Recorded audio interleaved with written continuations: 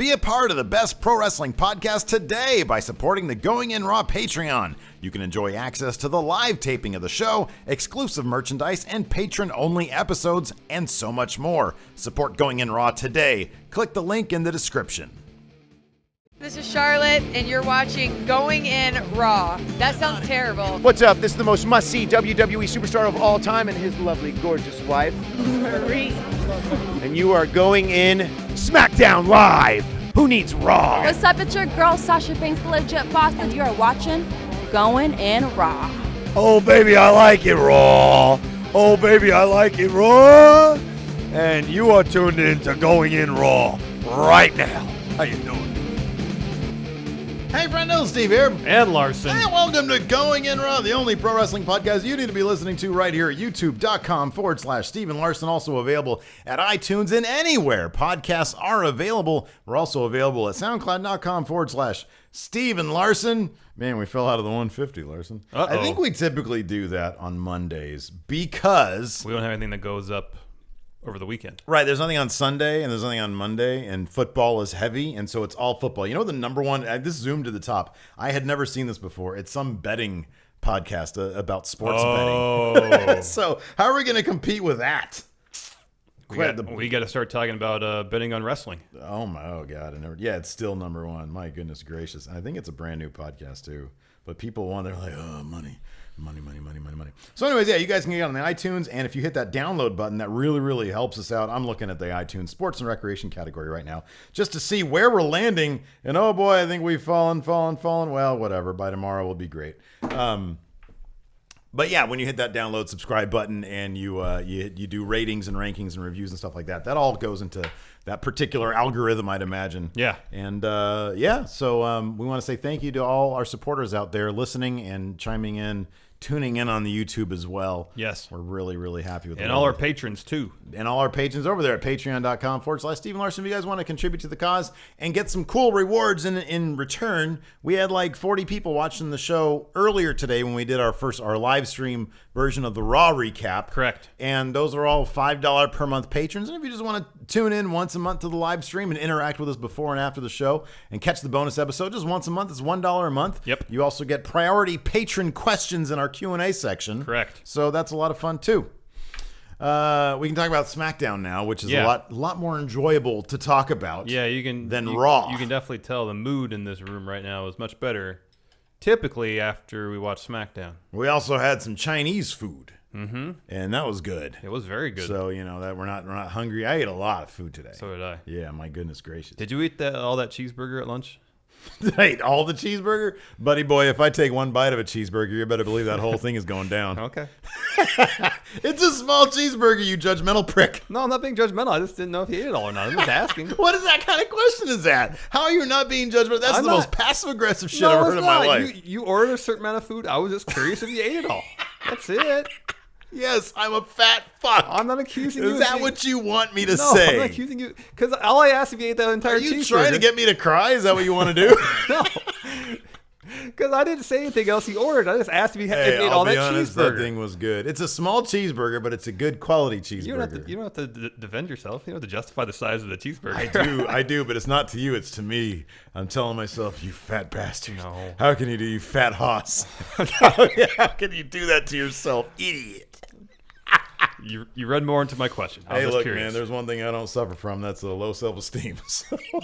So I don't care. Daddy loves to eat. Anyways. No, it was good because we had Del Taco again. And that's our Tuesday tradition. We always get the number 2. Yeah. And which is 2 grilled soft tacos. Chacos. There are a couple of chacos. And fries. And today I was like, you know what? I get the same thing every time. Throw a cheeseburger on it. But I didn't eat all the fries. Okay. Which I think is actually probably better. I should just replace the fries with cheeseburger. Well, there was a time instead of getting the number 2, I would just get 4 tacos. Yeah, I know. That only lasted like 2 weeks. That did not last very long. It all depended on how hungry I am. Yeah. Today I was very hungry. Then we had some Chinese food later on. I'm going to exercise all day long into like an 8-hour exercise session tomorrow. Work it all off. Anyways, SmackDown was a very enjoyable show. Man, it always amazes me these days, especially the contrast watching SmackDown, and it's so funny how much of a contrast there is, different lines of thought between us, and I've noticed some of our contemporaries, some, other YouTubers, other people who are talking about it. Yeah. And the wide variety of opinions there are. Some people are more negative, some people are more positive. It's funny because when we first started talking about it, we thought that Raw, and I think Raw had a killer first show after the new era, after the brand split. And the first SmackDown was very lackluster. It seemed it was like a turd. Yeah. But somewhere along the way, and I'll fully admit that our Twitter friendos over there from @RealGoingInRaw, where we live tweet from, they started to call it before I really saw it, because they all enjoyed SmackDown before I started enjoying SmackDown.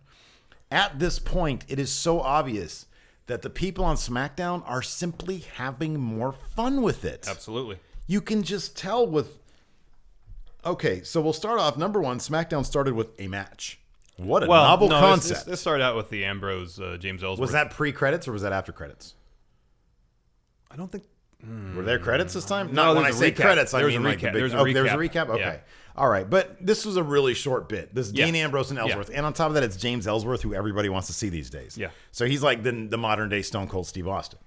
So he's back there with Dean Ambrose, and he says, Dean, you got your match tonight. It's your number one contendership.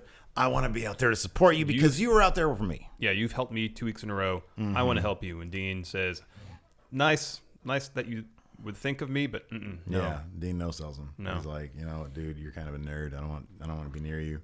But he says in a very nice way. But he says, just stay back here and hang out. Yeah. So, but that led to the, we'll just talk about the main event right now. Okay. That led, no. We were going to go with So right after that, we got a match. And then that segment was maybe, 2-3 minutes? Not even that. 5 at the most? 90 seconds. That was about 2 minutes. And that led into the first match of the night, which was Bray Wyatt versus Kane. Okay. Now, if this was Raw, that would get lost somewhere around the 7th hour. Yeah. Okay. That would just be drifting somewhere in the black hole abyss that is Raw. And they'd find a way to put 2 commercial breaks in somehow between the promo and the match, then one during the match itself. Exactly right. So, but no, we get Bray Wyatt versus Kane in the opening match of the show. And like you said, 90 seconds to 2 minutes into the show, we have a match. Yes. This isn't some extended 10-minute long thing where 5 or 6 people come out and start droning on about Someone a list. loses Look, clipboard. We said this in the podcast before. We love Chris Jericho and we love the list. But that was the driving force of a 7-minute production. 3-hour show. Exactly. That was the driving point of the 3-hour show.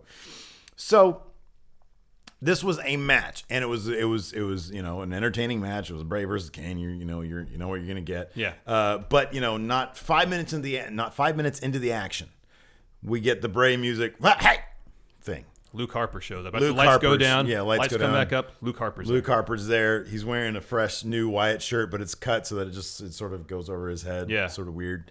Like it's like a baby's like. It's like a smock. It's like a smock. Thank you. Yes, like a smock. And we see Luke Harper and him and Bray Wyatt start double teaming Kane. Well, it was weird because they did for a while, and then once Kane and Bray got back in the ring, the match continued. I thought once Bray showed up, they would, be a DQ finish. They would throw it out. Yeah. But no, the match continued for a bit. Yeah. Until Kane was overwhelmed by the Wyatts. Mm-hmm. And they let this match go, I think, a good 10 or so minutes. It seemed like they gave it a good chunk of time. And then cue the Vipers music. Yeah. Randy Orton comes out to even the odds. Mm. And so there's a situation where Kane and Orton are standing side by side, and Wyatt's getting up on the opposite side of the ring. And they're both acting like they're going to do their finishers on him. Right. Instead, Orton goes to Kane, RKOs him. Yeah. And Wyatt is taken by surprise. And his acting was great. Mm-hmm. Yeah. So anyways, he goes, makes a pin on Kane. 1, 2, 3, Bray Wyatt wins. And they sort of give this odd but slightly happy look that, Randy Orton, you just did me a solid. Now Bray Wyatt picks up another win. And Randy Orton has sided with Kane on this. Fast forward to later on, and we see Randy Orton backstage, and he's being interviewed by the interview robot lady. And she says, WTF, Randy, why'd you do that? And he gives that look right there. He's just sort of staring. And his weird Randy, I think I just farted and now I'm smelling it look. and he says, if you can't beat them, join them. Which is, look, dude, SmackDown it's a smaller show, it's a shorter show, but man, they pack so much story into it. And we talked about this on the Machinima recap thing, and I honestly think that with a smaller cast of characters, they got to extend these feuds out, but they keep the difference between SmackDown extending feuds and Raw extending feuds is that SmackDown manages to find these twists and turns. We got a stellar main event tonight, which was AJ Styles versus Dean Ambrose, but again, a twist and a turn. Yeah. You know? And here with Randy Orton and Bray Wyatt, we had, with Luke Harper's return, was it No Mercy? Yeah. And so, Bray Wyatt picked up the win there. We kind of figured the feud would continue. We got, Kane and Randy Orton. And Randy Orton was like, I need to, he's enlisting Kane to help out. Yeah. Now we have Randy. Week by week, new things happen. Well, every week, each character is faced with stakes. Mm-hmm, yeah. Regardless whatever situation we're in, there's always stakes to, their scenario with whoever they're feuding against. Yeah. And by and large, that seems to be missing on Raw. Yeah. I mean, some of these stakes are well done. Some of these stakes are rare. Yeah. Some of them you could consider them like medium rare. Yeah. That was terrible. I'm sorry. That was awful. I did that. I don't know why I did that. I don't know why I did that either. It's late. But yeah, you're right. They have there's stakes involved.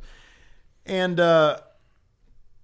so my point is these feuds, and I brought this up also earlier, Nikki and Carmella. Okay, so Nikki was in a match against Natalya to be on the SmackDown women's team. To be the captain. The captain, that's right, the captain. Again. But then whoever the loser is, it's to be on the team. Whoever lost isn't on the team. Stakes. Right, stakes. And then Carmella comes out, and Nikki goes over. Carmella comes down, and she attacks Nikki. Again, extending this feud. We didn't even know why Carmella was attacking Nikki until, what was it, last week? After their match at No Mercy, they're continuing the feud. It keeps on going. They keep raising these stakes that you're talking about, and twists and turns and twists and turns. And it makes it into Nikki was fighting for something tonight, so it wasn't necessary for Carmella to have a twist in their feud because we had a development for Nikki. Yes. And a development for Natalya. Well, and also now that Nikki is the captain of the Women's Survivor Series team on SmackDown, maybe that's a reason or added fuel for whatever is firing Carmella up right now. Right, exactly. So it's obvious that the SmackDown writing staff, that there's such a disparate thing going on here because you have Raw, and it honestly feels like all these feuds are being written by different little writing staffs, And so you have things like when Sasha Banks says, "I'll see you in hell," and Rusev has already said it. Well, if all these people were on the same page, they wouldn't be using that line twice because it lessens the value when Sasha says it because Roman's already said it. Yeah, SmackDown definitely feels like a show that is guided by one voice. It does. It feels like there's a showrunner there. Yes. Whereas Raw feels like it's a bunch of different committees all submitting their crap at Vince. Well, it feels like, okay, like at a writer's room meeting, they'll have the head writer say, okay, you got segment 1, you got segments 3 and 7, you got segment 9. Yeah. And they're getting assigned segments for the show and not necessarily collaborating with the head writer overseeing everything. And it just feels like with SmackDown, maybe they're in their own room and they're all saying, okay, so this is going to be segment 1, then we're going to go into segment 2. Who has ideas for it? It seems like it might be a more collaborative environment where people are giving in their ideas and then they can all weave a path through one guy. And I have no idea. Yeah. We have no clue. But I would much rather watch a show that has that kind of collaborative environment because I know that I'm going to get one big puzzle with pieces that all fit. Yes. And if it's the exact opposite of that, then bravo on SmackDown for everybody knowing what they're doing. Yep. You know what I mean? So either way, that's one possibility as to why SmackDown is doing really well right now. Yes. Let's see here. We got Bray, we got Orton. It was an AJ Styles interview backstage. He said Ellsworth looked like an action figure that was put in the microwave and melted. That was good. I like that. AJ's so hammy as a heel. Like, he is so hammy. He's not even like a threatening heel. He's just entertaining as shit. Yeah, and that's okay. We have plenty of other. Talking about like a legit heel, let's talk about Alexa Bliss. Yes. Because man, I promise you, man, who else from NXT in that last call up at the draft, who's doing better than her right now? Who's doing better than her? Who came up from the draft? Who is it? Who's the 6 spots? It was Finn, Alexa, Nia Jax, American Alpha, Mojo. Hey, Mojo looks like a pro. Zack Ryder, maybe because he's part Zack Ryder. Yeah. So who's the 6th? It's probably somebody big that we're forgetting right now. No. Wait a second. Who was it again? It was Alexa. Finn, Alexa, Nia, American Alpha. Cruz. No, Paula Cruz. American Alpha. Mojo. Oh, Carmella. Oh, yeah. Yeah, Carmella. Okay. Alexa, in my opinion, Finn aside, Finn had an explode, but then he got injured. Yeah. But in terms of people who I figured at this point American Alpha would be defending those tag titles. Oh, yeah. I figured they weren't on the show tonight. Nope. I figured they would be defending those titles. Alexa Bliss is killing it. I know, separate divisions, doesn't matter. Alexa Bliss is on that mic, crisp, doesn't stumble, clever, confident, gets to the point, and believable. And she she has that face, and it's fantastic. And she's a good wrestler. And she out-promoed Becky Lynch. Yep. Becky's got some of those awkward puns. Sometimes Becky, I think, her reach extends her grasp over whatever reach. You know what I'm talking about? Uh-huh. Yeah, okay. She outkicks her coverage. I don't know. Anyways, and Alexa Bliss said, that back surgery you had. I know, Becky's like, I didn't have back surgery. I didn't have back surgery. And then Alexa Bliss beat her up and spray painted a yellow spine on her. Yeah, because earlier she called Becky a coward for avoiding their title match. Exactly. It was great. It was good. So, and that was a very effective way to further that feud, And it's so simple. Just a really well done promo between two people. You add the gimmick of the spray can. That's perfect. Or the spray paint. That's perfect. Yep. It's good. It's all you need. Yep. So the Ascension had a match. I like their little thing where one dude was looking this way and the other dude was looking and they had a promo before the match. Yeah. Against the Hype Bro. Yeah, good for the Ascension. They lost. Yeah, but everybody's getting an opportunity on SmackDown. Hey, for the last couple of weeks, Ascension's been on every week, and American Alpha has not. You know what I mean? They're supposed to be the blue chippers. I know. So good for the Ascension. They lost to the Hype Bros, who are Hype Bro. He's getting very over. He's getting so over. Thanks to his imaginary friend. People love Mojo Rawley, dude. That dick wiggle of his. He didn't do the dick wiggle today, though. But he came out in the Zubaz shorts. Those Zubaz shorts are great. Yeah, they were great. I put on Twitter @RealGoingInRaw, which I know represents your feelings as well. I said I want him to come out buck naked one of these days. Tell me that wouldn't be very fitting for his character.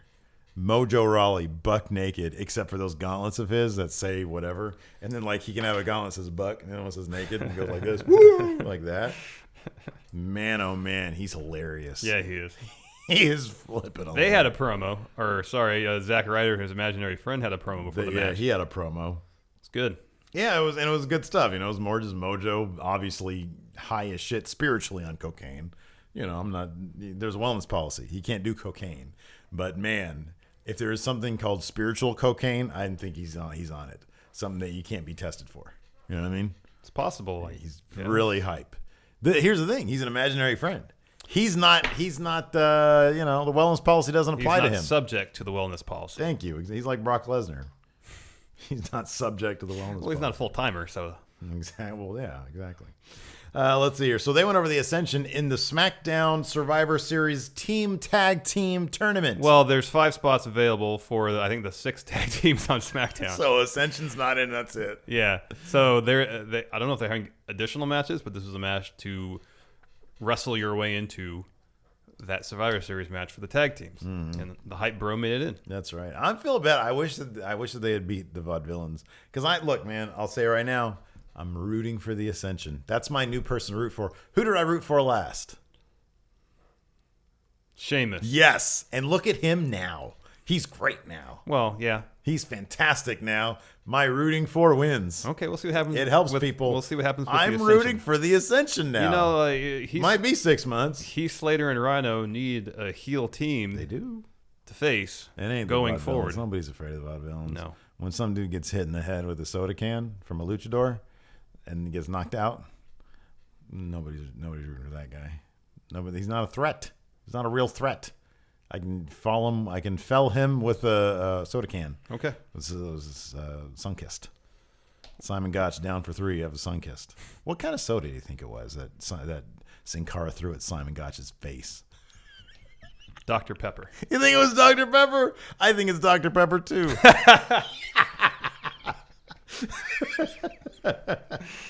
That's the worst thing to get thrown at you, Dr. Pepper.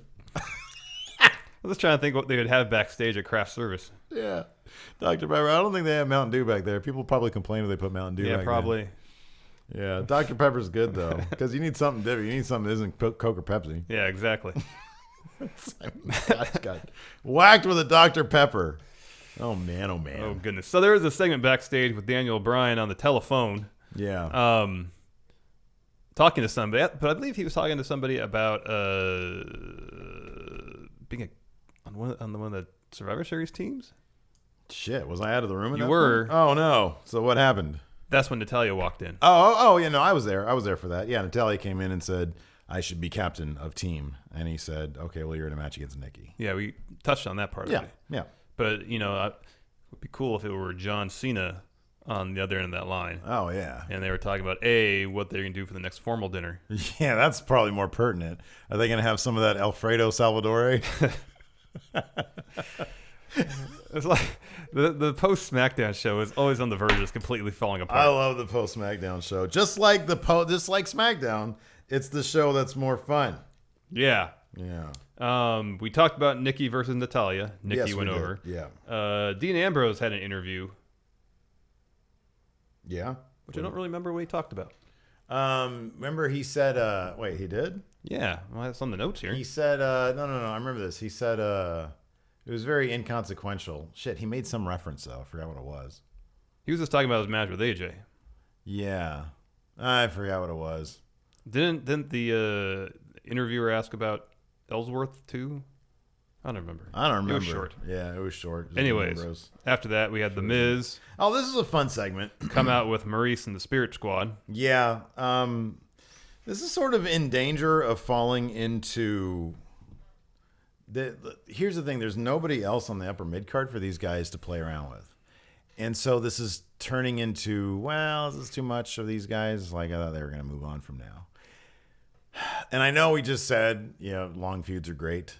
But that match at No Mercy was such a blow-off match. Yeah. You know what I mean? Yeah. It's hard to top that match and what preceded it in terms of the emotional buildup. Right, exactly. And so now they're sort of dicking around the Spirit Squad. They're hanging around too long. I'm okay with one feud going on longer than it should. Because here's the thing. Everybody else is doing something right now, except for Baron Corbin. He wasn't on the show either. No. Everybody else is doing something right now. And so I'm okay with seeing where these guys go. I have faith that they're going to take it someplace that might be interesting again. It's just really hard to match that blow-off match. Yeah. Or that match they had at No Mercy. Yes. So, yeah, we'll see about all that. Yeah. Oh, so anyways, yeah, that led to a tag team match for the titles. Yes. Because The Miz goaded Heath Slater and Rhino into putting their tag titles on the line, and Rhino said, let's do it. Yeah. Rhino's getting hot in the wood. Against the Spirit Squad, of course, Heath Slater busted out his finisher, Rhino, on the Spirit Squad. They pick up the win. But, like I said on recap, it would not have surprised me one single bit. Not at all. If the Spirit Squad picked up those tag titles on SmackDown tonight. It's just an unpredictable show. It is. And that would not have surprised me. No, I agree completely. All right. Let's see here. And we had Miz and Dolph on commentary, and they got into it as well. So we'll see where this heads. I mean, do you think they both have to be on... Who's going to be on Team SmackDown? I don't know. I mean, it stands to reason that Miz and Dolph will be on Team SmackDown. I mean, when Daniel Bryan was talking to Slater and Rhino on Talking Smack, excuse me. Yeah.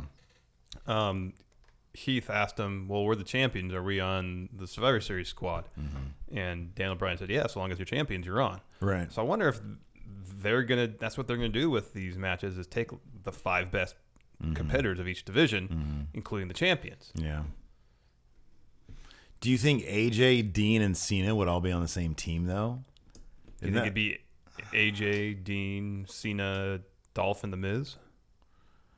I don't know, man. storyline, how would that play out with AJ on the same team as Cena and Dean Ambrose? I know. You know what I mean? Like, because then, I mean, I don't know. You're not going to do anything with Apollo Crews. Because I was thinking, what if they mixed it up a little bit?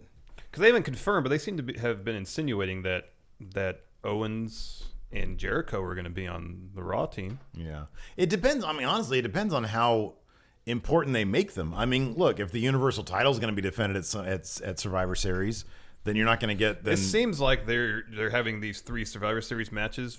That's kind of a big deal. Yeah, where they have Goldberg and Lesnar as the main event, and then just right below that are these 3 matches. And, you know, if rumors are true, there will be stakes involved with those matches. Yeah. And I'm sure they'll have some lower mid-card matches to fill out the rest of the show. But those Survivor Series matches can go 20, 30 minutes with all the competitors, especially the tag team one's going to go on for a while. No, I think you're right about that. How many tag teams? Is it 5 tag teams? 5 per brand, yeah, so 10 in total. 20 people. That's a 20-man match. Elimination. But I don't know, it might just be a tag elimination. Yeah. But each team is eliminated, not each person. Right. Yeah, that would make sense. That'd be too many people. Oh, goodness gracious. And then we had our main event. It was a fantastic main event. Yeah. It was a fantastic main event. Dean Ambrose trying to get that number 1 contender spot for AJ Styles for his world title. And Ellsworth, he said he wasn't going to come down, but he came down. Well, right before this match, he asked Ambrose again if he can come down. And Ambrose said, okay, yeah. He did. Okay. Yeah, I was out of the out. room at that point. Yeah, all you right. can walk out to the ring with me. Okay. All right. So it was a really, really fun match. Man, AJ makes everybody better. Mm-hmm. He really does. Even in these little matches on SmackDown, you know. He takes his main event spot seriously. Yes, he does. You know, there was this great spot where he had Dean down, and he just turns around, runs towards Ellsworth on the outside, does a drop kick through the ropes. Yeah. Drop kicks Ellsworth, lands on his feet. Yeah. Gets right back in the ring. Fantastic. So then later, towards the finish of the match, AJ gets thrown outside and is prone, is getting up, and Ellsworth is ramping up. He's tuning up the music. He's tuning up the band. Yeah.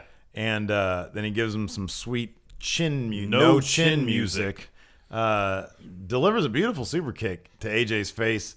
AJ goes down, but he does it right in front of the ref, just staring at him, and the ref just sort of... No, I like that the ref didn't call for the bell immediately. I know. It was they great... really drew out that moment. And Dean was, like, begging him not to, and he's like... And you could tell the ref was, like, trying to find a reason not to, but he's just staring at him. It's Chioda, right? Yeah.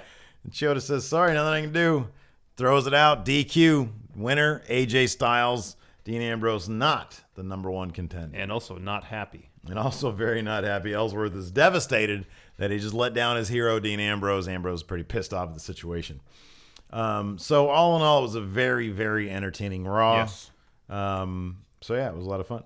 It was. Time to answer some questions. Yes. All right. Just out of mayhem. Hey, friendos. As a fellow film majors, y'all know that what makes or breaks a story is how good the antagonist is.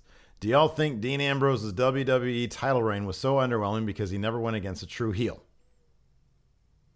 I think there was a really odd period of time after the brand split when SmackDown was finding its legs, and that might be why. Because he went up against Dolph. He went up against Dolph to start it off. But also, Dolph's not a heel. He wasn't a heel in that No, program. I know. So you had that awkward face-face thing. Yeah. Where it's like, man, who do I root for? Because everybody goes like, man, Dolph really kind of deserves this. It'd be kind of cool if Dolph got it. And it was an unpredictable choice. Yeah. But I still feel like more could have been made out of that. And then on top of that, their match wasn't that good at SummerSlam. No. You know, it was kind of a snooze fest. Yeah. So I don't know. I think that, look, if it was creative, it was creative. But you see a lot more fire in Dean now than you did then. And I think that's a performance thing. I think he could have shown something of that when he had the belt. Yeah. You know, and I just don't feel like he did. Yeah. No, I agree. So, Carlos Hackworth. How big a pop would James Ellsworth get if he awkwardly won either the IC title Royal Rumble or became the sole survivor? Oh, yeah, we didn't talk about Ellsworth being on one of the Survivor Series teams. Whoa, is that a thing? I mean, I guess it could be if he's signed to a contract. He can be on one of the teams. Oh, that fool's not. You think they do that? I don't know. I'm really doubtful, and I could be wrong. I'm really doubtful they're going to treat Ellsworth as anything that's legitimate. I feel that. You know, I mean, hey, if he gets in the cruiserweight division, maybe he can be sort of that guy. Yeah. But they're not going to put him on the Survivor. It'd be kind of like, you know, when Zach Gowen was wrestling, and it was more like, we're cheering for this guy because, you know, he's got the odds stacked against him. You know, he was like missing a leg or whatever. Ellsworth is kind of that guy. You know, he's missing a chin, and so people are like, and so putting Zach Gowen's not going to win any Royal Rumbles. Yeah. Or, you know, survive or be the sole survivor. So I'm not sure that Ellsworth, I really doubt that if they sign him to a full-time thing, which would be cool in one sense, and I'm rooting for it. Yeah. But in another sense, it does beg the question, where do you go with him? Yeah, I know. And I have faith in the SmackDown team, but at the same time, the SmackDown team came up with Kurt Hawkins. Yeah. You know, who we haven't seen him. Yeah. I think he was on Main Event or something already. Yeah. So I don't know. I would pop for it. And if they made a story out of it, like they kind of did with Heath Slater, that's one way. That's buying some time for him to, you know, still be over, and then we'll go from there. But I don't want in my opinion, you devalue the belt. If it's like an IC title, you devalue that by doing that kind of thing. Because whenever we saw it, like back in the Attitude Era, it would devalue the belt. Yeah. You put on somebody who really doesn't deserve it. Yeah. KJ from NY. What's up? You guys ever think there's a chance Bray Wyatt will be taken as serious as Undertaker? Well, the way they're booking him now, there's the chance that'll happen. They're doing a great job of booking this Wyatt-Orton feud. I think Wyatt has a long career ahead of him, and there's still plenty of time for them to get him right. And I think they're on a good path now. Yes. I honestly think that winning that belt, you know, we don't often say that winning the belt, it fits so much for him to have that belt at least once and have a good run with it. Yes. It really just makes it gives him so much more legitimacy. And because he deserves it. That's the point. He deserves it. Craig Toulis. Who do you want AJ to feud with after Dean? Craig Toulis would like Orton because they make for some good matches. It seems like right now that Orton's is kind of in the middle of something with Bray Wyatt. But I mean, it's a good question though, and I think Orton. I mean, we've said before that Orton is kind of, you know, seems like he might be next in line to feud with AJ because AJ's mentioned his name. Yeah, that's right. Yeah, but I kind of feel like this Orton Wyatt thing is going to be playing out for a while. Mm-hmm. Yeah, feels that way. I hope so. Yes, I hope so. Michael Barnes has a similar question about Randy Orton. He says, "Is the whole if you can't beat him, join him tease going to end up being some colossal swerve? He's too big of a star to be folded into that stable." Yeah, obviously it's a swerve. Yeah, but I want to see them really play it out and take their time with it. And take their time with it, and have them join the family for a bit, and have it pique Bray's curiosity. That's what I want more than anything. I want Bray to Bray should, as a character, should understand that he's being swerved right now. Yeah, but he wants to see if he can play with Orton. Yeah, and maybe keep that from being a swerve. That's how this should be played out. Say, you know, I know what you're doing. Yeah. But I'm curious nonetheless. I want to play the game. What they might be able to do is have Orton, like tonight, he said, if you can't beat him, join him. But what if for weeks or months even, he doesn't grow the beard, he doesn't don the dirty clothing, the peed-on clothing, as you like to say. Yeah. He just will occasionally come and help Bray win a match. Yeah. So he never officially joins. Mm-hmm. But he's kind of helping the Wyatts. You know, it'd be amazing. That could be interesting. You know, it'd be amazing they're never going to do, because there's a guy named John Cena in the way. It'd be amazing if, in a long-term thing, Orton helped Bray win the title so Orton could take it off him. Yeah. That would be. I would mark out so hard for an Orton title win, which I would never say in my entire life. It's surprising to hear that. If it was in that situation, if they went down this path and they went at it hard, and you're able to merge these storylines where AJ is involved with something with Dean and they're all involved with something with Bray, and Orton's there on the sidelines, being the puppet master kind of thing. You know what I mean? Yeah. That would be so. It's almost kind of a play on the authority thing. Yeah. But like a really twisted, dark, inverted supernatural version. Yeah. But let them do that for 6 months. Yeah. Yeah. And that's the end game. Yeah, that'd be a lot of fun. Yeah, that'd be interesting. Let's see here. Chris Miller. Let's see here. Friendos just became a patron. Thank you, Chris. Appreciate it. With SmackDown Live having a title match between Becky Lynch and Alexa Bliss in November, and with it being in Scotland, which is near where she's from, because Ireland is right nearby. Do you think the WWE will ever have another pay-per-view in Britain so people from Britain, myself included, meaning Chris, could potentially see all the titles being on the line? And could you ever see WrestleMania being in Britain? The time zone thing is always gonna be a problem for like a pay-per-view. You know, it's funny. Like, you know, as of 2 months ago, we said the women's headlining a pay-per-view wasn't going to happen, and that might happen. Well, we said it wasn't going to happen for a while. We said within 24 months. Yeah, but this is a lot sooner than either was anticipated. Yeah, exactly. I don't see WrestleMania ever being in Europe, and I know ever seems like a lot, but what you said, the time zone thing, it makes it virtually impossible. It really. They did have a pay-per-view, SummerSlam '92, at Wembley. Yeah, I could see a because right now, like the difference between a network special and a pay-per-view is kind of nothing. You know what I mean? And there is a pretty significant difference between one of the 4 major pay-per-views. And a network special. But I'm saying I don't see one of the big 4 ever being there. Matt Chapman. While watching your list this weekend, I noticed that Larson's beard is getting a bit fuller. Is heel Larson preparing to become the newest member of the Wyatt family? If so, what would his role in the be his role in the family, and what would his animal mask look like? That's the bigger question. What would your animal mask be? What would you have? Pug. A pug. That's horribly not intimidating. Well, as you can tell, no Wyatt family membership for this guy. I know. You look like an HR guy. Trimmed it up. You can be in TM61. You can join their faction. There you go.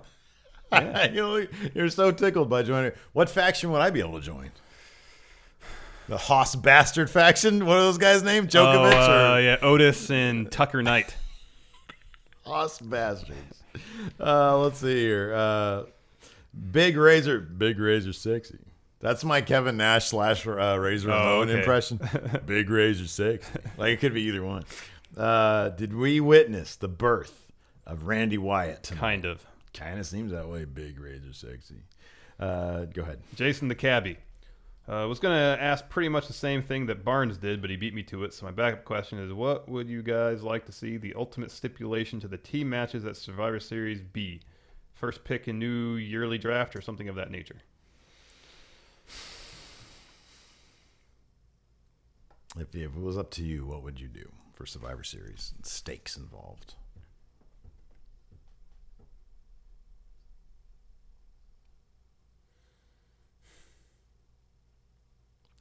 See, I don't like the draft pick idea. I really don't. I do in theory, but in practice it wouldn't make sense because if SmackDown beat Raw, and they could draft any 3 people on their show, then if they didn't draft the top 3 guys, it wouldn't make any sense. I know. But of course they wouldn't. I know. So I know. I mean, would the stipulation be you can draft any 3 competitors that aren't on the team? Yeah. I don't know. Yeah. I don't know. Maybe if you win a Survivor Series, you get yourself an NXT call-up. I don't know. Like the number 30 spot in the Rumble for whoever makes the final pin or is a sole survivor. But then that's only applicable to the men's singles match. Yeah. So there's got to be something that affects the brands as a whole. Yeah. So I don't know. You know, you want to kickstart that Survivor Series to be a really, really cool pay-per-view is that make that, like you said before, the bragging rights one, but put a belt on the line, Universal Championship. I don't know. I don't even like that. I mean, I like the idea of the Universal Championship, but I don't know. Because I feel like when SmackDown won, or when Dean Ambrose won that world title and brought it back to SmackDown, like what did Raw do? We have our own title, the Universal title. I know. You know, like the bragging rights aspect of that was so glossed over, and that should have been a big deal. Yes. You know what I mean? Yes. Let's see here. Undisputed champion, Marty Too Sweet. Do you think they should take out the Hell in a Cell pay-per-view and just just do a Hell in a Cell match when a rivalry needs it? So SmackDown could use the match as well. Yes. I agree completely and totally with that, absolutely. Because I think just shoehorning it into a pay-per-view doesn't, or into its own pay-per-view. It cheapens the gimmick match. It does. Like, I'm sorry, Rusev, Roman Reigns doesn't need to be in a cell. Hell, neither does Rollins and Can you imagine Owens. if this is like a regular pay-per-view and they just, Sasha, Charlotte just announced they're going to do theirs Hell in a Cell? Massive. Huge. Alex Foster, new patron and fat bastard champion here. I'm going to challenge you for that one, buddy. Who would you guys book to win the Battle Royal at Mania? Slater? Andre the Giant. Andre the Giant Battle Royal. Jeez, I don't know. I hesitate to say Slater because it's just sort of a comedy thing, you know? Yeah. I think it would, you know what? I think it would, the most it would do for Baron Corbin. Again? Yeah, because then he'd have that 2-time. Because there hasn't been that yet, because I've only done it like 3 times. So twice. Didn't Cesaro win one? Yeah. Oh, Big Show. Sorry, yeah, 3 times. Sorry. I know my Battle Royals. Ooh, I better watch out for the trivia segment. I know. Yeah, that's a good answer. I like Baron Corbin 2 times. That's not bad. He needs to be on TV more. He's doing good. He's doing good with what he with has what been doing well lately. Yeah. The heel that eats the meal, Clayton C. A very spooky hello, friendos. From the new day to the Bullet Club, it seems like a lot of wrestlers are getting Halloween-themed T-shirts. So my question is, who should get a festive piece of merch next Halloween or any other holiday? I would love to see a parody of the original Nightmare on Elm Street poster with Alexa as Freddy and whoever she's feuding with as Nancy. That was an iconic poster with claws coming down, blades coming down. A festive piece of merch next Halloween or any holiday.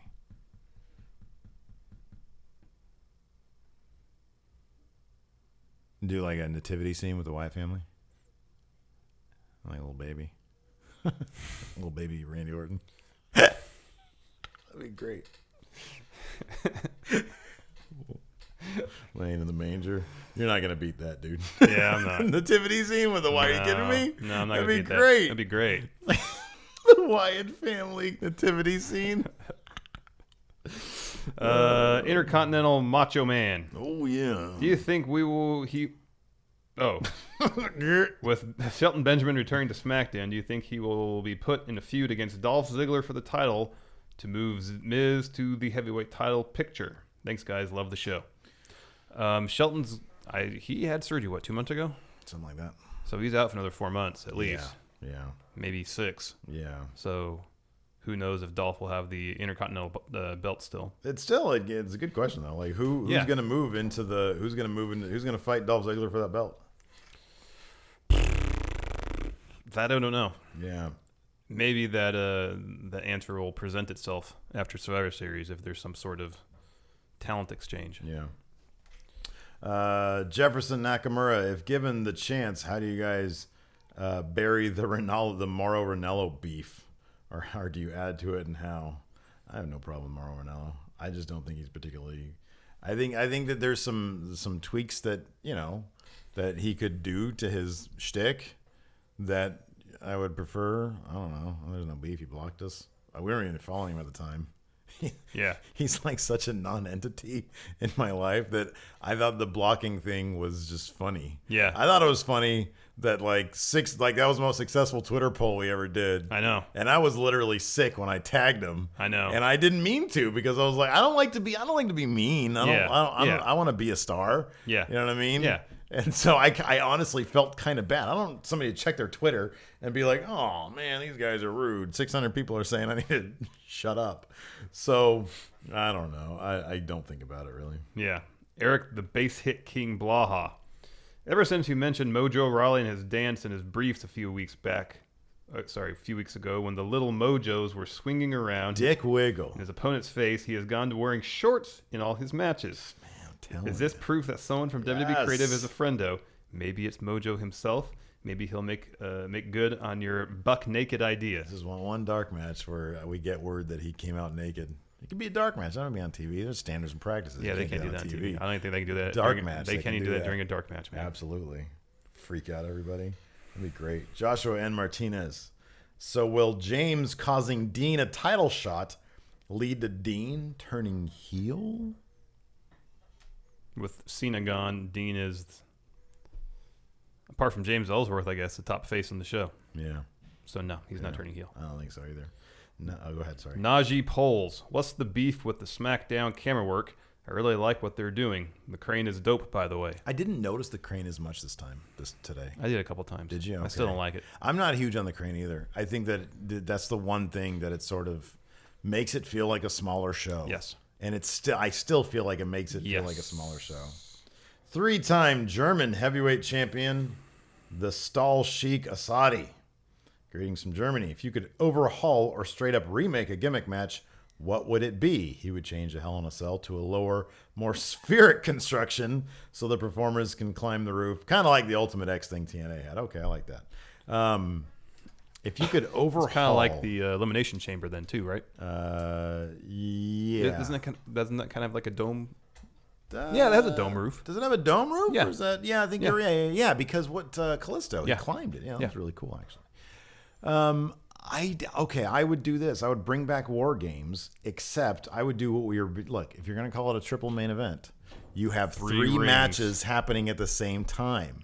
I think that's a great idea. Yeah. It really is. And that poor director, Kevin Dunn's over there, whoever's directing it. Having an anxiety attack. No trying idea what to follow do. The action. No idea what to do. It would be great. It would be great. Nicholas Viola. Good evening, friendos. Now that Slater and Rhino have beaten the Usos multiple times and now the Spirit Squad, who's next in line for a SmackDown tag title shot? No decent heel teams left in SmackDown, so maybe a trade involving the Usos and the club could help both divisions. God, I would love for the club to be on SmackDown. But they're going to win those tag titles on Raw. Yep.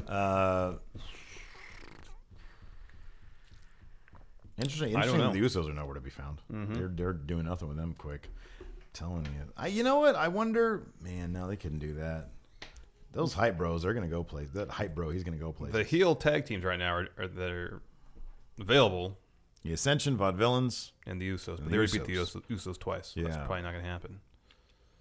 I guess of the two, that'd be the Ascension, maybe? I'd love to see the Ascension. I'm rooting for them. They've got my official. They're officially the Steve endorsed tag team of Going in Raw. Yeah. Who's your Larson endorsed tag team of Going in Raw?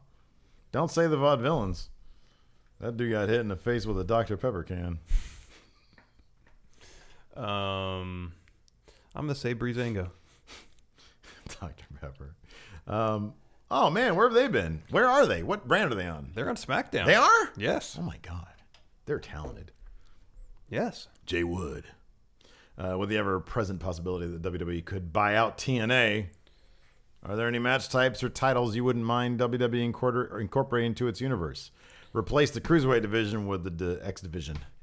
Do that. That's where TNA, some of their best stuff was. Yep. That's a good idea. Yeah. Gene the Grappler. As you alluded before, Rhino is running for office in the state of Michigan. President of Michigan. Gene the Grappler lives in Michigan and will vote for him. All right. My question is, how would WWE take the titles off Rhino and Heath Slater if Rhino wins the election? With a heavy heart, Gene. With a heavy heart. I think it'd just be funny if Rhino was like, "Hey, I got a job to do," that'd be great. That'd be fantastic. and just left. You know what? He's I wonder how well like that position pays. I wonder if it pays. Well, yeah. Well, I know it pays. Do you think it's a full-time gig? He has to be there for it? Well, I'd assume so. You got to be. There's a certain number of days you're supposed to be there. Reside there. Yeah, that's right. Yeah. Yeah, I like that. Yeah, I got elected, and he says, "Congratulations," gives him a handshake, and then maybe he gets to pick a new partner. There's a whole nother storyline for Heath Slater. I like it. I like it a lot. Let's see here. Steve Allisey says, "I think I heard pop culture references from everyone but Morrow tonight. Do you think he's finally getting the hint?" It's if that's the case, I didn't notice it, but Yeah, if that's I didn't the case, it might be that someone backstage say, "Hey, you're getting some heat for this," or we're not really liking it. Yeah. Don't shoehorn them in. Yep. Somebody's listening to us, man. Yeah. James Rodriguez, how do you think wrestling today, WWE in particular, compares to previous eras in terms of popularity? In terms of ratings, the wrestling itself is... Yeah, the wrestling itself is definitely the best it's probably ever been. But in terms of popularity, I mean, the ratings aren't what they were during other eras. It's so hard to measure that, though. But in terms of mainstream press coverage, interest in general, it's probably never been more popular, at least in that regard. I mean, back in the Attitude Era, they didn't have write-ups in Rolling Stone and USA Today. I think it's never been mainstream more, periodicals. That's the word. I think it's never been more mainstream. Because in the 80s, you had the knock of, steroids and fake. It's like, granted, it's Hulk Hogan, but everybody's like, steroids and fake. Yeah. In the Attitude Era, it was, why are they showing titties and buttholes every week? Nobody really paid attention to the ruthless aggression era until Chris Benoit went out and did what he did. And now we have John Cena, who's like the perfect face of the company. Yeah. And you have ESPN covering him because of Jonathan Coachman. Yes. And you have, like you said, write-ups in Rolling Stone. You have a thriving indie scene. Yes. and the WWE Network and the WWE behaving like a global brand with Yes. the wellness policy. Yes. So I think in terms of mainstream popularity, in terms of being present in the mainstream, I think it's bigger than ever now. Yes. The Western States Heritage Champion, Matthew E. Williams, Esquire. 200 days and I still reign supreme. 2K17, he says, really makes him like Apollo Crews more than ever before. So his question is, what is your idea for fixing him in his current state of affairs? He says he'd like to get him get a talking to backstage from Ron Simmons and come out as Uhaa Nation again with Ron. Eventually getting Mark Henry, some new guys, as an all-new Nation of Domination called New Nation. That's actually one of the best fantasy booking scenarios I've ever heard in my life. Yeah. That's actually really, really good. Yeah, it is. I love Ron Simmons. I love Mark Henry. I love the idea of having to go back to Uhaa Nation because you have other indie wrestlers going to their old names, and the New Nation's a good name. Yeah. That's all good stuff. It's all good stuff. SSG Chris, if you could move 3 superstars or tag teams from SmackDown to Raw and from Raw to SmackDown, who would they be? I would bring the club over to SmackDown? maybe. I don't know. I've kind of gotten used to them being separate from AJ. Me too. 3 superstar tag teams, SmackDown, Raw, SmackDown. Oh, well, Sami Zayn goes to SmackDown. Oh, yeah. I've said that before. I'm thinking about a list. Sami Zayn goes to SmackDown. Sami Zayn and Neville are supposed to go to SmackDown to beef up that Intercontinental scene. That's what should happen. Yes. So there's 2. And then we would move... I don't think I'd really move anybody from SmackDown. Yeah, I wouldn't move anybody from SmackDown. What if you trade John Cena for somebody? To Raw? Because here's the problem with John Cena is that he's so part-time. And even when he comes back, he's probably going to be part-time-ish. I don't like to say he's so part-time, but he's part-time-ish. Yeah. And I just think that him gone, just you lose more of an already depleted roster. Yeah. So I would say trade John Cena for... Trade John Cena. Has to be a main eventer. Yeah, someone established. Somebody established. I'm going to say trade John Cena for like Seth Rollins. Get him away from Stephanie. Get him away from Triple H. Give him a fresh place to be. He's a big name. There's a lot of weight there. And I kind of feel like SmackDown would know how to utilize his talents. Mm-hmm. Yeah, absolutely. Yeah, that's not a bad idea. And then move around your faces and heels in that case. And you got Seth and Dean. Yep. I think it'd be fun having Seth over on SmackDown. Yeah, good question. 2-time hardcore champion Jericho Kunzman. What is your favorite drink? Water. Let's take water out of the equation. Iced tea. Iced tea. Okay. Whenever I go to a restaurant, I just order straight up Coke. Even though I'm not big on soda, I love fountain soda. I try to make it like a special thing. I don't drink soda at all. I don't get it all the time. I don't drink soda at all. Some of the time. I know I'm talking about me right now. I'm responding to you. I didn't need a response. He asked a question. I responded to him. I know you're doing that whole judgmental. I'm not being judgmental. I don't drink soda. You can drink whatever you want. I know. But have you ever gone like 3 months without drinking soda and tried it again? It's disgusting. It's so gross. No, I know. I did that before. And if it's a good fountain, this is about fountain sodas are like watered down by ice. You know what I mean? It's not just straight up but syrup. I hadn't had like a soda in probably like 2 years. And I went to the movie with my wife, and she got like. Well, there's certain sodas like Simon Gotch, Dr. like Pepper. medicine. I can't drink Dr. Pepper. I can't drink Mountain Dew, but Coke and Pepsi are kind of mild to me, so I'm okay with them. I like Orange Crush or Sunkist, but I don't really drink them that much. Let's see here. Chris Kimmel. Yeah, you're up. Do you think since James Ellsworth cost Dean Ambrose a match, the WWE Universe is going to turn on him, especially if Dean Ambrose starts fighting with him? No. You don't think they'd turn on James Ellsworth? No. I don't know, man. They might. No. If he keeps messing up like this, if he keeps on messing up like this, you don't think they're going to want to see a dirty deeds on James Ellsworth? No. Maybe not. I think they would. Taji Waji, 13-time WWF World Marshal Champion. Hello, friendos. If you had to start a company with only 5 wrestlers as your big money draws, who would it be? They can be from any era. For me, I would take Steve Austin, Seth Rollins, Ric Flair, Shinsuke, and Macho Man. Who would you five wrestlers as your big money draws? And he says, thanks, guys. And Larson's ever too sweet. Can you get? Oh, don't do that. You're the worst person ever. You're going to give him a diamond cutter? All right, 5 guys. Or 5 wrestlers. From any era. like who he has right here is really good. It's pretty good. Austin, Rollins, Flair, Shinsuke, Macho Man. I might take out Rollins because I'm a big AJ Styles mark right now, so I'm going to put AJ in there. Shinsuke, Macho Man. Oh yeah, Macho Man. Yeah. Oh yeah. Trying to think in the 70s, 60s, and 70s, who was the largest draw in NWA? I mean, Dusty was up there in the 70s. Oh man. Well, you had Terry Funk, Harley Race, Jack Briscoe for a spell. Harley and Ric Flair. And Dusty. Oh man, you know what? Get Seth out of there. Put Bruno Sammartino. Yeah, I thought about Bruno too.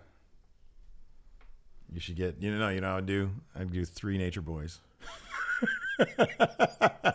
You do NWA Nature Boy, WCW Nature Boy, and WWF Nature Boy? No. Or you do, dude, do Buddy Rogers. Yeah, you can't. I'm not talking about cloning Ric Flair. And then Buddy Landell.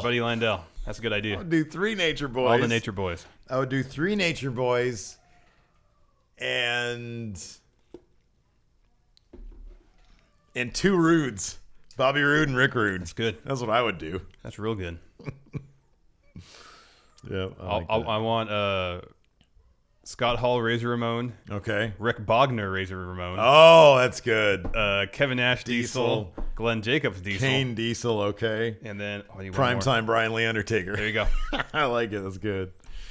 All right. Colt Mallet. Yeah. Can we discuss Alexa Bliss and how fast her mic skills have improved and how she's becoming an amazing heel? We already did. She's great. I don't know if she's like practicing every day on the road or looking in a mirror every day when she gets to a hotel room. I don't know what she's doing, but she is good on the mic. She's very good. She's very good. A long career ahead of her. Eddie Men, how long will your beard get? As long.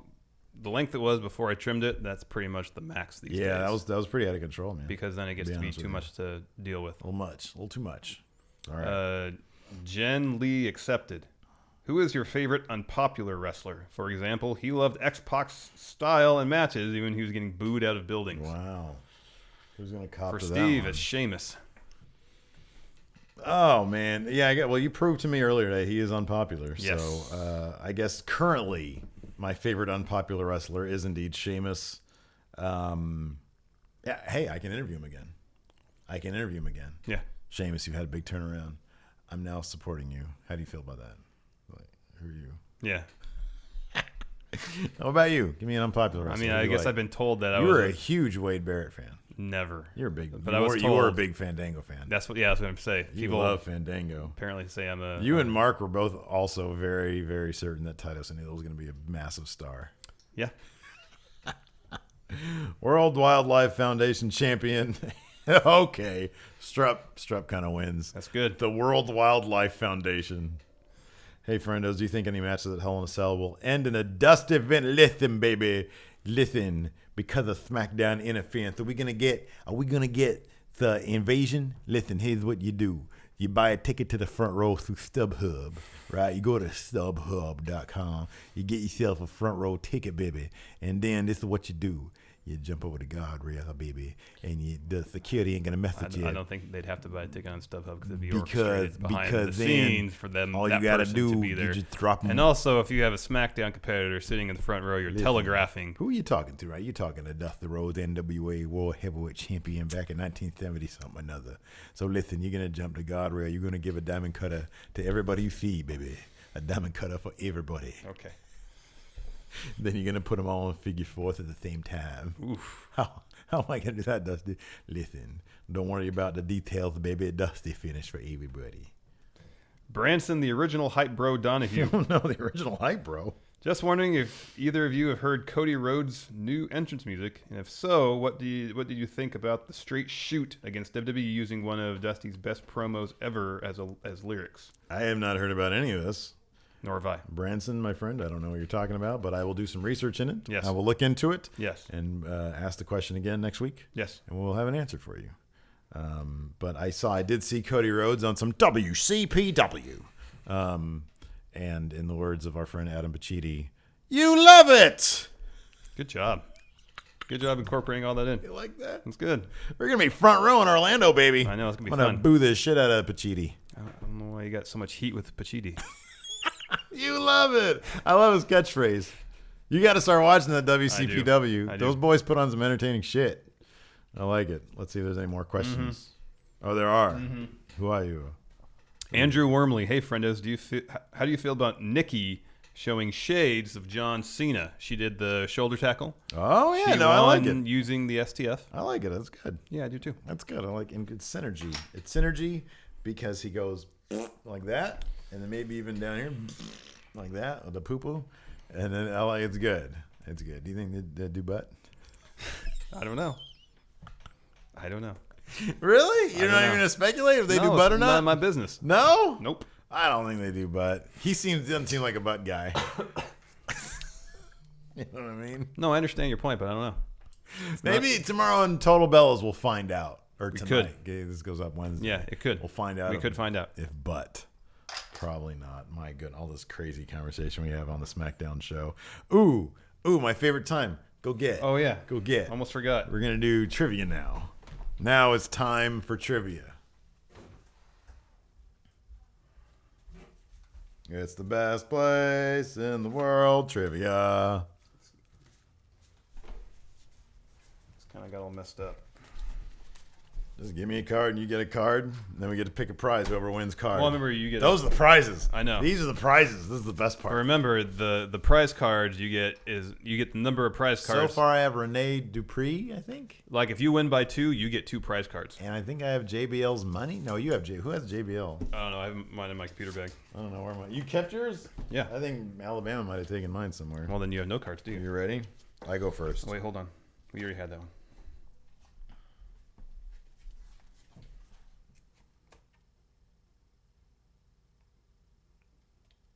I think we had this one, but these are really easy. All right, go ahead. Well, this is easy too. Number one, which cage match has Mick Foley said inspired him to become a superstar? Oh, that's Snuka versus Don Morocco. Very Madison good. Square Garden. Very good, very good. What 1975 accident nearly ended Ric Flair's career? It was a plane accident. Plane crash. Plane crash. Plane accident. I'm sure it wasn't on purpose. Well, They don't call them plane accidents? no. It was a plane accident. It'd be an accidental plane crash. Thank you. What skill did Batista demonstrate in a promo for the 2004 SummerSlam? You're not going to get this, dude. What skill? Sorry, I'm getting that card. His acting chops. No, close. Breakdancing. Oh, okay. That sounds amazing. Yeah, it does sound pretty cool. I want to watch that. Yeah, I want to see that too. Your turn. Which demented dentist did Bret Hart face in a 95 cage match? Isaac Yankem DDS, baby. Correct. Kane. All right. Christian appeared in what 2007 Clive Owen flick for all of 20 seconds? 2007? Yeah. I'm sorry, man. This is a crap card you got. Ooh, boy. Who? Which movie? Say Clive Owen? Clive Owen. Dr. Thackeray himself. Yeah. It'd be great if Christian was in the Nick. Shoot 'em up. Holy shit. How did you get that? I've seen that movie. Are you serious? Yeah. Why would you ever seen that movie? Because my wife and I lived walking distance to a theater, so we just go see movies all the time. Oh, you did? Yeah. Oh, that's right. You did. Whose theme song is the first track on Voices WWE The Music Volume 9? Oh, wait. I have two right now. Yes. Whose theme track is what? Whose theme song is the first track on Voices WWE The Music Volume 9? John Cena? Randy Orton. All right. Nikolai Volkov and Boris Zukov made up which infamous tag team?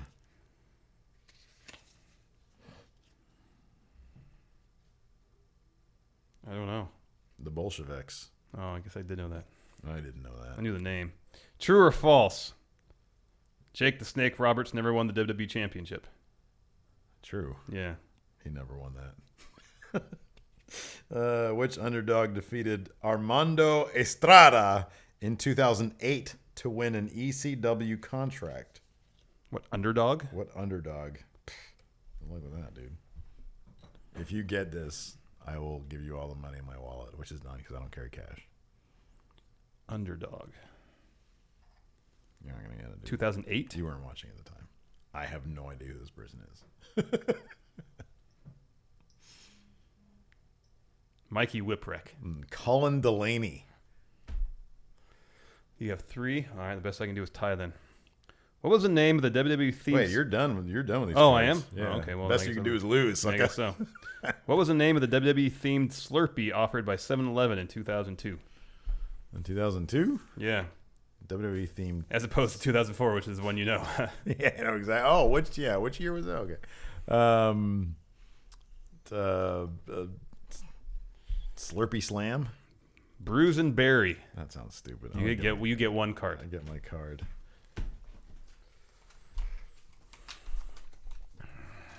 Just take a card. My card. What is it? Yes, it's the call out. Call out any title holder that is not an active superstar to force a title match. Opponent pays out as normal. And I got John Cena in his Thugonomics gear calling somebody out. Cool. So I get to call out a title match of some sort. Cool. That's cool. I got a title shot with that. Nice. I'm very happy with myself. I'm winning in cards. Now we're tied up because I got 2 last week. You got 2 last week? Because I won by 2. Is that what the game? Yeah. How many did I win by? You won by 1. 4? No, you got 3.